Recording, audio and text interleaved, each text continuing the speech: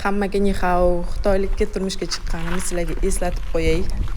Qari 76 yosh otamga ovqat olib borgani boraman. Sizlar bo'lsa men bilan borishga majbursizlar. Bormasalaring ustlaringdan yozib yuboraman. Otamga borishga boribman, lekin kalit esimdan chiqibdi-da. Akamga telefon qildim, olib kelib bering kalitni desam, ha, xo'p dedi.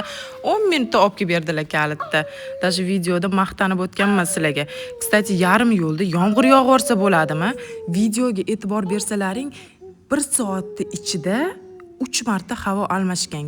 Otamnikiga ketayotganimda yomg'ir havo, qaytayotganimda uje quyosh, yana yomg'ir havo bo'lgan. Kichkinaligimda kattalar tut yoki jida daraxtlari tagida kechga yaqin yursang jinni bo'lib qolasan deyishardi. Ishonasizlarmi? Haligacha yurmayman shu daraxtlar tagida. Lekin bilmasdan yurib qo'yganmanmi deb o'ylayapman-da. Hozir kichkina Red Bull reklamasi bo'ladi, lekin ular menga reklamaga pul to'lashmadi.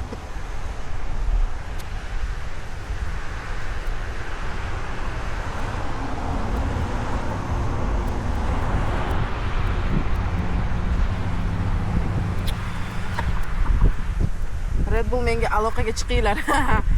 Sizlarda ambasadorlaring bo'laman.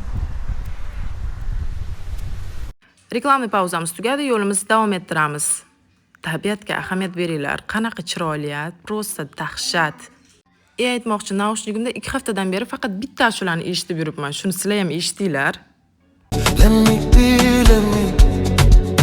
Bu yoqda qo'shnimni ko'rib qolib, telefonda gaplashib olishini kutib turibman. 5ta hangama qilaylik deb.